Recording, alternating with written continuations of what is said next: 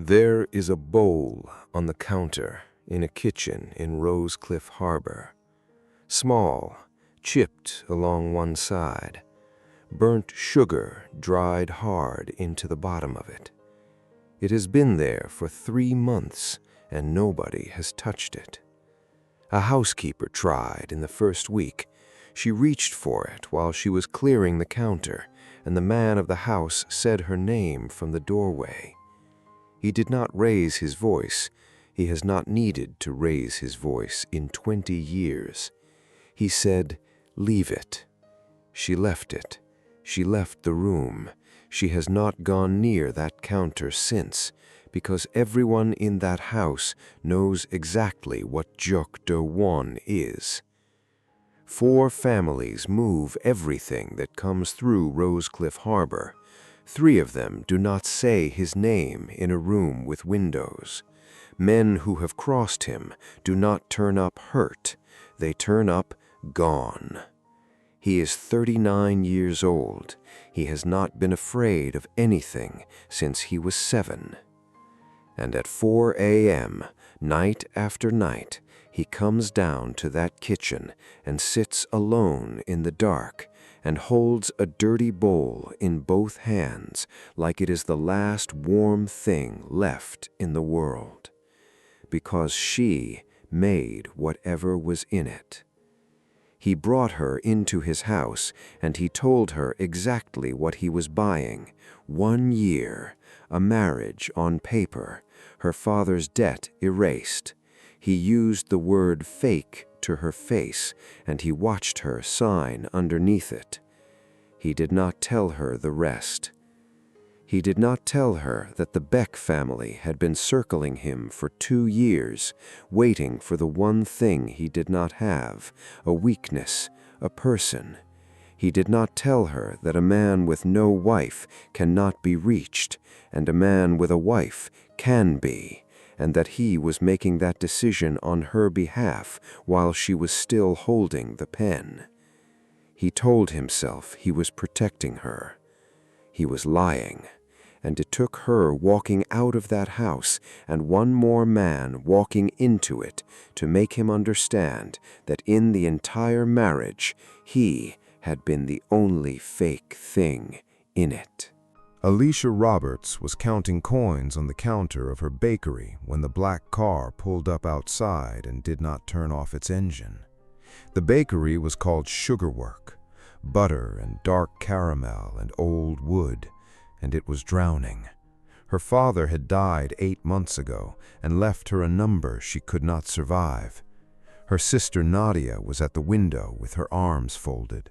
Whatever the man in that car wants, the answer is no. You don't know what he wants. Neither do you. That's the problem. The bell rang. He came in. He did not take off his coat, and he did not sit. Tall, pale, still in a way that made the room feel smaller. He looked around her bakery once, slowly, and Alicia had the strange feeling he was not seeing it for the first time. He told her his name. Nadia's face changed.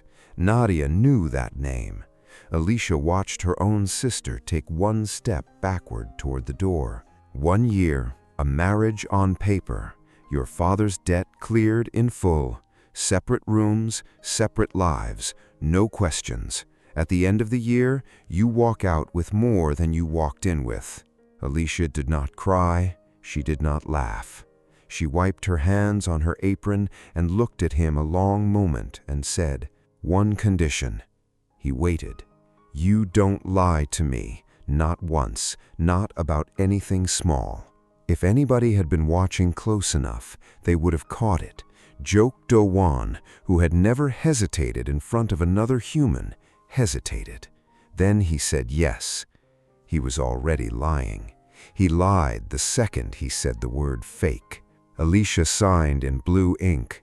He watched her hand move and he thought something he did not say out loud. She has no idea I have known her name for 30 years, and she has no idea what I have just made her. Across the street, a man in a parked car took a photograph of the 2 of them through the glass and made a call. The man he called had been expecting it. Ren had been Do-won's second for 11 years, and he did not waste words. He came into the study while Do-won was reading the contract for the 4th time and put a phone down on the desk. Beck knows. How fast? 90 minutes. That's faster than it should be. Yes, it is. Which meant somebody in the house had made a call, which meant everyone who worked in that house was about to have a very bad month. The Beck family had lost the docks to Do-won's father and never stopped talking about it. Sung-min ran them now, 54, patient, the only man alive Ren had ever seen Do-won stay in a room with longer than necessary. He'll want to meet her. He won't get to. He will. That's how it works, and you know it. Do-won closed the contract. Then we bring her in fast. We make her look like she belongs here, and when he does meet her, he understands she is not something he can take. And if he decides she is? Do-won did not answer because he had already run it in the car on the way to that bakery. He knew exactly what a wife was worth to men like Beck, and he had gone in anyway. And he had let her sign. The Jeok estate was gray and enormous and cold, and Alicia walked into it carrying one suitcase. The staff did not look at her. They looked at a point 6 inches to the left of her face. She said good evening to every single one of them anyway. Nobody answered. She said it again the next morning. On the 2nd day, he handed her a list, typed 12 rules. Some were nothing. Do not speak to press. Do not leave the grounds without telling him. Then the others. Rule 4. Do not go into the East Wing. Rule 7. If a man named Beck ever speaks to you, you say nothing and you walk away. Rule 9. Do not ask about my mother. Rule 12. Do not fall in love with me. She got to 12 and laughed once. Sweetheart, that one was never in danger. He did not laugh, but something in his jaw moved, and she filed it away. Who's Beck? Rule 7. That's not an answer, that's a rule. He buttoned his coat. In this house, those are the same thing. That night, she walked down to the East Wing anyway, because that is who she is, and stopped at the door with her hand on the handle. She heard something move on the other side of it, and then stop the instant she touched the door. She took her hand back. She did not sleep. It happened in her 2nd week. A maid named Grace was carrying a stack of dishes when a chair leg caught her ankle, and 11 pieces of 140-year-old family china went across the floor. Everything stopped. The girl went white and did not breathe. Hae-sun stood up. That was me. It slipped. Nobody moved. Hae-sun turned very slowly and looked at her. Alicia got on her knees on the dining room floor in front of the whole household and started picking up the pieces. Do-won had been standing in the far doorway the entire time.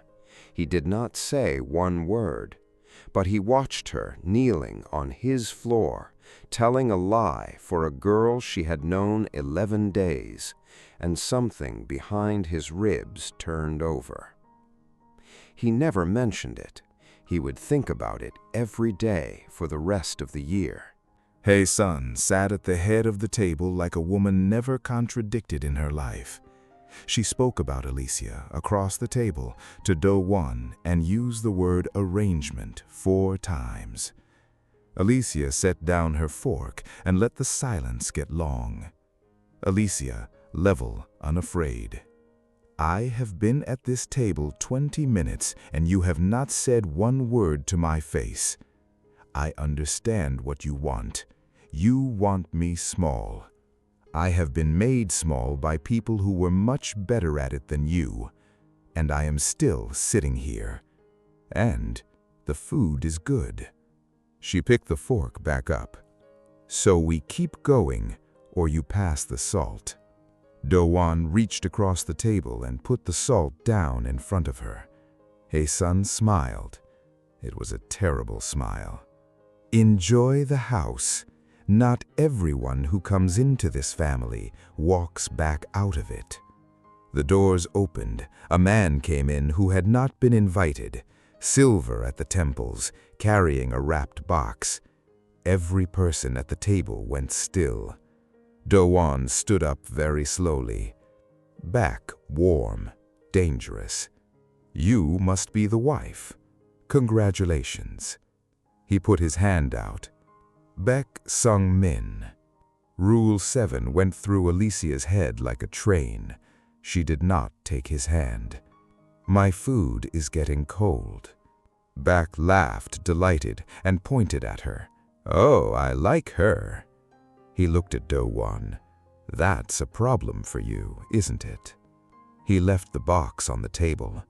Ren opened it later, alone, in the yard. A bakery apron, folded, stitched with the name Sugarwork. Hers, taken off the hook behind her own counter. He came back with his hands wrapped 2 days later. He did not explain, and she did not ask. He walked into the kitchen at 2 in the morning. She was at the stove, awake. "Sit down or leave. Don't hover." He sat. She put a bowl in front of him, chipped on one side. He took one bite and stopped. For a long time he said nothing. Then, quietly, "My mother used to make something like this." Rule 9. I know what Rule 9 is. I wrote it. "What happened to you?" "A man went into my wife's shop and took something off a hook." "Is he all right?" Do-won looked up, and there was nothing behind his eyes at all. "He's not anything anymore." Alicia stood at the stove with a spoon in her hand and understood fully, for the first time, exactly what she had married. She thought she would be afraid. That was the part that frightened her. She wasn't. The next night, there was already a bowl on the counter when he came down. He did not ask her why. She did not tell him she had started making too. Two things happened close together that neither of them ever discussed out loud. First, her ancient mixer, the one her father bought second-hand when she was 15, finally died. She mentioned it once at 2 in the morning to a man who was not really listening. 4 days later, it was back on the counter of Sugarwork. Hers, cleaned, silent, her father's initials still scratched in the base. She asked Ren. He found something very interesting on the ceiling of the car. Second, he came home at 6 o'clock one evening for the first time in 9 years to find her surrounded by 14 collapsed pastries and pure despair. "This recipe is a liar. I want to go outside and scream." And Jeok Do-won laughed, out loud, in his own kitchen, coat still on. The cook dropped a spoon in the pantry because she had never heard it in her entire life. That was the moment. Not the kiss, not the confession. That, right there, was when it happened to both of them, and neither said it out loud. She fell asleep at the kitchen table past 1 in the morning, head down on her arms. He came down for water and stood in the doorway a long time. Then he went hunting through 3 rooms of his own house for where the blankets were kept, because he had never once needed to know. He put it over her shoulders. There was flour in her hair, above her ear. He reached down and took it out. He was not thinking. That was the problem. His hand was slow and gentle, and it was the first thing he had done in 20 years without running it through a room in his head first. Then he heard himself doing it and pulled his hand back like the flour had burned him. I am in enormous trouble, he thought, in a voice that did not sound like his own. He went upstairs. He did not sleep. She woke an hour later with a blanket she had not put there and sat holding the edge of it for a long, long time. Stand there. 5 minutes. He stood there. She put his hands in a bowl of flour and cold butter. Don't work it. That's what everybody does. They work it like they're angry at it. You're not making anything. You're just putting the cold through the flour and leaving it alone. This seems inefficient. It is. That's the point. My father used to say the whole trick of it is you have to stop before you think you're done. Do-won's hands went completely still in the bowl. She did not see it. She turned to the oven. He was 39 years old and could not speak. The house was changing. More men on the grounds, the gate manned at night, meetings behind closed doors that ran for hours. One night, Alicia brought coffee in unasked. 12 men went silent. She looked at the papers spread across the table. Your problem is on the 3rd line. What? That's a supplier schedule. Somebody has been ordering 3 times what those trucks can carry every second week for 4 months. Either your numbers are being invented or your trucks are going somewhere twice and only telling you about it once. I ran a bakery for 9 years. I know what a fake invoice looks like. That is a fake invoice. Ren picked up the paper. Then he looked at Do-won and said one word, bake. They found the leak in 3 days. Someone inside the Jeok organization moving bake freight through Jeok trucks, skimming a cut, feeding Bake a map of Do-won's cash movements timed against the shipments. Alicia sat with the paper 4 nights running, the way she'd gone through her father's accounts for 19 years, and found the pattern nobody else had. Every fake order is dated the day before your money moves. He's not stealing from you, he's reading you. He's building a map, and he's nearly finished. There's one gap left, the 12th. So don't move the money on the 12th, move it on the 11th. Send the trucks out empty on the 12th and let him take a convoy of nothing in front of every man he owns. It worked exactly as she said. Bake's people seized 3 trucks full of empty crates in full view of the harbor, and Rosecliff laughed at Bake Sang-min for 11 days. Ren said it quietly into the silence of the study that night. Sir, your wife just beat him. Being right in front of Bak Sang-min was its own kind of danger, and both of them understood that, even if neither said it aloud. The white flowers started arriving at the gate the following Tuesday. No card, always for her. Chen checked every delivery and found nothing inside them, which was the point. A camera on the east gate failed twice in a week. Then Nadia called at 11 at night, flat-voiced, to say a gray car had followed her home 3 days running. Alicia stood in the hallway of that enormous house and understood she was not being threatened, she was being priced. At a gala the following month, Bak came straight to her, not to Do-won. I hear you found my invoices. That was the best week of my year, and I lost it. Do you know what he does with people who become useful to him? He keeps them in a house on a hill and tells them almost nothing. He leaned in. I would tell you everything. That's my whole pitch. It isn't much, but it's more than you're getting." He smiled kindly, like an uncle, and walked away. And the worst part, the part that followed her home in the dark of the car, was that he hadn't threatened her once.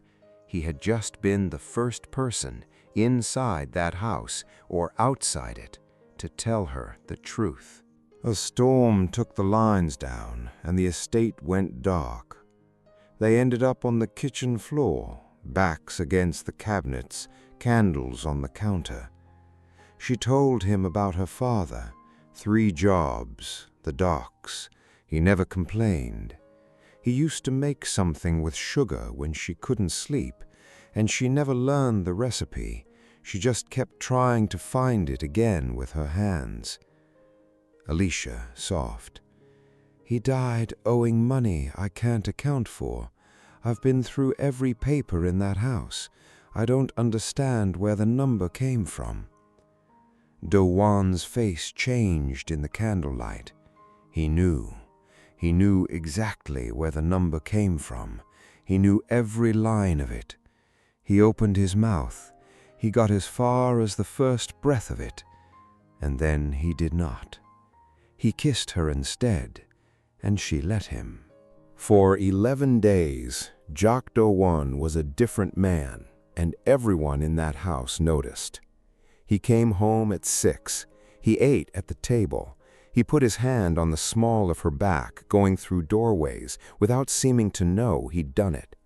He took her to the coast on a Sunday, ran 40 feet behind in the car, and did not check his phone once in 3 hours. He told her the name of a street he'd lived on at 9. He told her he'd been afraid of water his whole life and never told anyone. On the 11th night, she sat on the edge of her bed and let herself think it all the way through for the first time. "This is real. He's going to tell me everything. I can wait."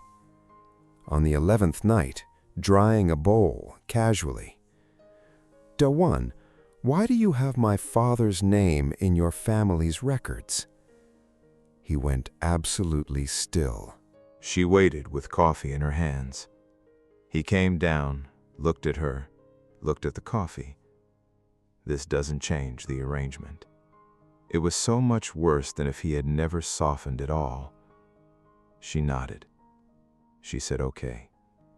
She turned back to the stove, and that was the first morning she burned the sugar by accident and did not lift it off the heat. Ren came in fast.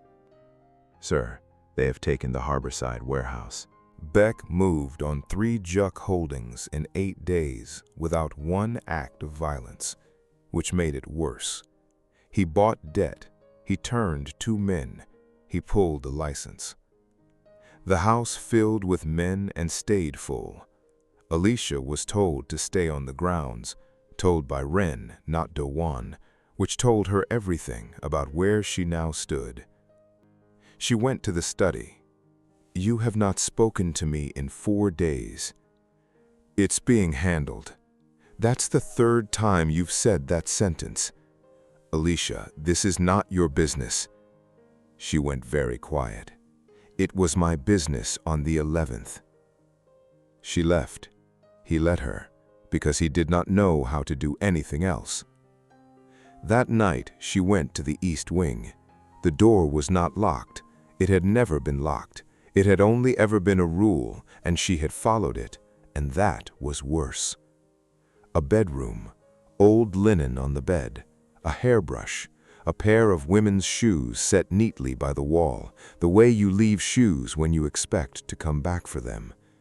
A photograph on the wall, a woman, Korean, laughing at the camera, one hand on the shoulder of a small boy who was not laughing at all. Below it, a second frame, a man on a dock. She knew that man. She had made his coffee every morning for 19 years. Her father. The light came on behind her.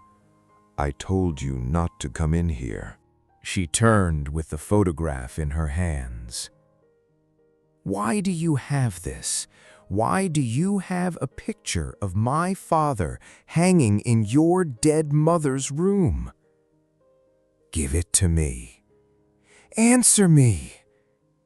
Fear went across the face of a man who was not afraid of anything, and it was the second time, and she thought, there it is. All he has to do is open his mouth. I asked you for one thing. One. Do you remember what it was? He remembered. Say it. Don't lie to you. Not once. Not about anything small. And this is my father. He had 30 years of it sitting behind his ribs where he had never let one person go, and he was a coward. It's business. It has nothing to do with you. She laughed. It was not a good laugh. She picked up the lamp off his mother's table and threw it at the wall, and then she screamed at him, not composed, not clever, about the blanket, the flower, the coast, the 11 days she'd spent waiting for him to say one true thing. So say it, say one, right now, say what I am. He said nothing. So she said it for him. I'm a door. That's all I ever was. You needed something for Beck to come at that wasn't your family, and you found a woman with no money and no options, and you put a ring on her. She closed the door softly on her way out. It was the softness that would follow him for the rest of his life. Hai-sun found her in the garden 2 days later. She had been waiting a year for this. Hai-sun, cold. You have been in the East Wing. You think it was a debt. It was never a debt. My nephew has been carrying your father's name since he was 7 years old, and I have watched him build an empire around a photograph of a dock worker. Ask him about the water. She leaned in and smiled and delivered the line she'd been saving. Hai-sun, sweetly cruel. And when Bak takes you, and he will, understand that my nephew chose this. He knew exactly what a wife would be worth. He sat in your little shop and did the arithmetic, and then he handed you the pen. What Hai-sun did not know, what she would learn within the week, was that her own hand was in this further than she understood. It had been Hai-sun's maid, loyal to the old woman for 30 years, who had made the 90-minute call to Bak the night the contract was signed. Hai-sun had wanted Alicia gone from the start. She had simply chosen the fastest way to make Do-won regret bringing her home, never accounting for what regret would actually cost the family once Bak smelled blood. When Ren found the call records buried in the phone company's paper trail 3 months later during the reckoning, he brought them to Do-won without a word, and Do-won read them standing in his aunt's doorway. Hai-sun did not deny it. She sat very straight in her chair and said, "I did it to protect this family from a stranger. You nearly cost me hers." And then he said the only thing that ever silenced Hai-sun in that house. "You will go and live at the Busan property. You will not come back to Rosecliff Harbor while I am alive to say otherwise." She left within the week. Nobody in that house ever said her name in front of him again. Alicia did not scream again. That was what he could not stand. She became polite. "Good morning. Yes, thank you. No, I'm fine." She called him Mr. Jeok. he would have handed over the entire harbor to hear her shout at him one more time. She stopped leaving folded paper on his desk, he noticed on the first day. Tell her. She's not going anywhere. We have a contract. You have spent 20 years reading people. Read her. Then Ren said the thing he'd been holding 11 years. Sir, you built all of this because you were afraid of losing one person, and you have spent the last month losing her on purpose so you could get it over with. That night, Do-won walked to her door and raised his hand and did not knock. He told himself it was protection. It was fear wearing protection's coat, and part of him knew it while he stood there. She left no letter on the pillow. She took nothing that wasn't hers. On his desk, the contract, the debt clause crossed out in the same blue ink she'd signed with, and one line underneath. I don't want it. I wanted you to tell me the truth one time. Her wardrobe was empty, not almost empty. Every dress he'd bought her still hanging, everything that was actually hers gone.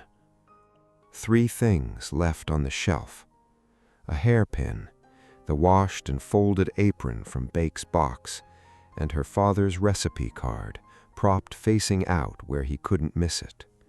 Do-won sat down on the floor of that wardrobe and stayed there 4 hours, saying nothing, making no sound. That night, an envelope appeared on his desk that nobody in the house could account for. 1 sheet. Every address Alicia had visited in 6 weeks. Nadia's apartment, the bakery, a pharmacy, a church on a Sunday. Beck was telling him something simple, that he could have taken her at any point in 6 weeks and had chosen not to because he had been waiting to see whether Do-won would give her up on his own. And Do-won had. He put men on every address inside the hour. Rin. She left this morning, nobody knows where. For the first time since he was 7 years old, Jeok Do-won sat down on the floor of his own house because his legs would not do what he told them to. He went back to being what he was, and it worked with brutal efficiency. He took the harborside warehouse back in a month. He turned 2 of Bake's men. He put the licenses back. He did not sleep, and by the end of the 2nd month, Bake had gone quiet, and Rosecliff Harbor said Do-won's name only in rooms without windows again, exactly as before. He won. It was unbearable. He went to Nadia. She stood in her doorway and looked at this enormous, ruined man without one flicker of fear. You had her for a year, a whole year, in your house, at your table, and you spent it deciding whether she was worth a sentence. She shut the door. He made Hae-soon's old maid say it out loud before she left the house for good, because he needed to hear it in a voice that wasn't his own, the last true thing that house owed him. 30 years ago, a boy went into cold water off a dock, 7 years old, not supposed to be there, went under twice. The 2nd time, he stopped fighting it. A young dock worker who did not know whose child this was or what he'd one day be worth went in after him, pulled him out, warmed him, sat with him until someone came, never asked for anything, not that day, not ever. His name went into the family's books anyway.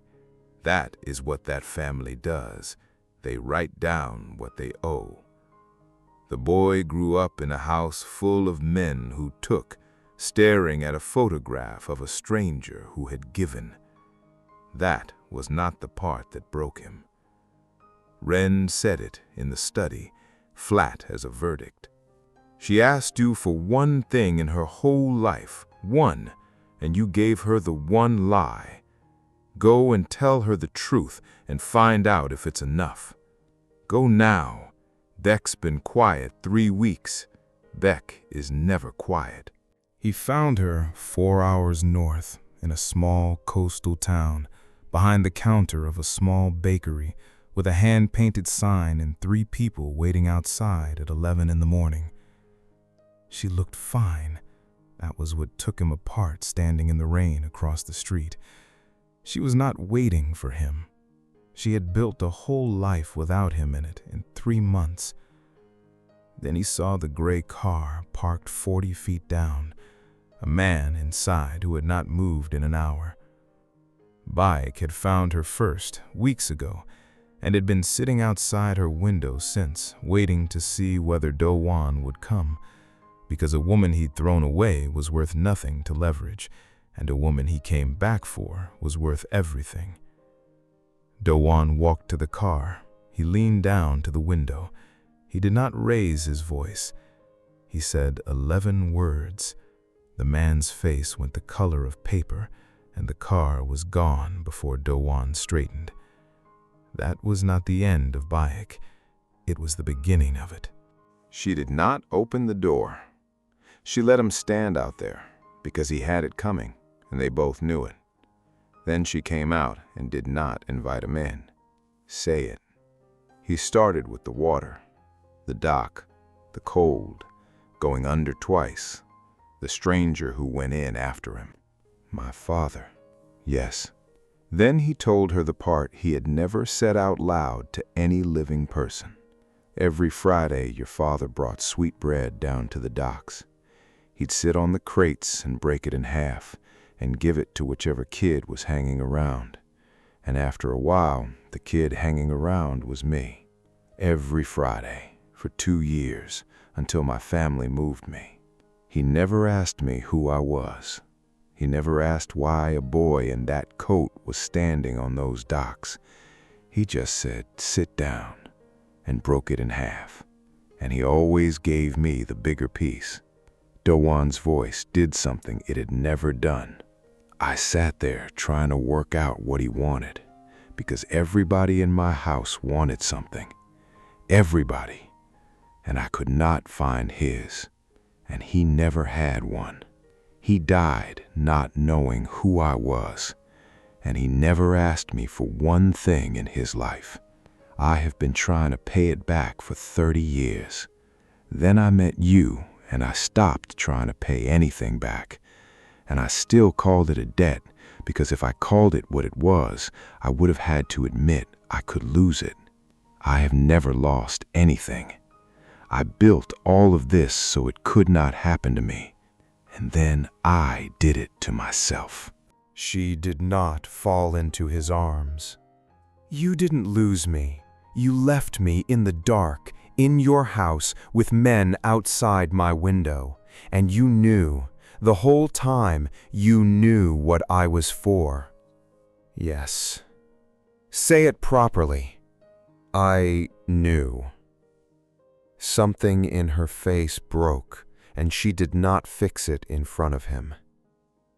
I was never scared of them, Do-won, not one single day. I was scared of you not telling me. That's what you did to me. She turned around and went back inside. She did not close the door. He followed her in. She was already behind the counter. She pulled out an apron and held it out without looking up. One condition. He waited. You don't lie to me. Not once. Not about anything. Small. Her words back to her. Her turn. Yes, it was the only thing he had ever said in his life that cost him nothing and meant everything. She pushed a bowl across the counter. Cold butter. Through the flour. Stop before you think you're done. He stayed 3 days in that small town before Beck made his move. Not against Alicia, but against Do-won directly. The way a patient man plays his final card once he understands he has already lost the game he actually wanted to win. Beck came alone, no box this time, and found Do-won outside the bakery at closing. You came back for her. I didn't think you had it in you." "Neither did I."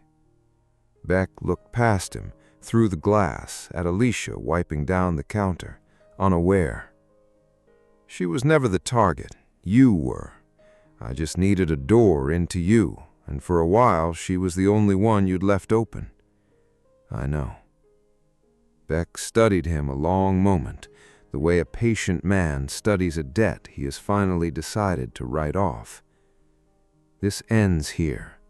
Not because you frightened my man in that car, because I am 54 years old, and I have spent 30 years wanting the harbor your father took from mine, and I have just watched you nearly lose everything you actually wanted for it. I don't want that anymore. I want to know what he wants instead." He tipped his head toward the bakery window. "That. Then keep it, and this time mean what you say when you have it." And he walked back to his car and did not come to Rose Cliff Harbor again. Wren, when he heard it later, said only, "That's the strangest peace treaty I've ever seen signed with no paper. Some debts you don't collect. Some you just decide are paid." There is a bowl in a kitchen in a small town on the coast. Chipped on one side, burnt sugar dried hard into the bottom. It sits on a shelf above the counter where everybody can see it, and it has never been washed, and it is never going to be. There is a little girl standing on a chair to reach it, 4 years old, her mother's face, not afraid of one single thing in this world. "Why don't we wash this one?" Alicia, at the stove, does not turn around. "Ask your father." The most dangerous man in Rose Cliff Harbor, standing in a small coastal bakery in an apron with flour to his elbows, puts down what he is holding. He crouches so his face is level with hers, because that's the bowl that taught me to tell the truth. That's not a real answer. No, it isn't. But I'll tell you the whole thing when you're older, and I will tell you all of it, and I will not leave anything out. Promise? Yes. It is the only promise Jeok Do-won has ever made that he did not have to think about first. Here is the part worth taking with you. Most people do not lose the person that mattered. They keep them in the dark. They decide what that person can handle alone in a room, and they call it protection, and they call it timing, and they call it not the right moment. And the whole time they are making a decision for 2 people, while only one of them is even in the building. That person waits, for a while, longer than you deserve, and then one day, they stop waiting. He called it a fake marriage. It cost him everything he had to learn that he was the only fake thing in it.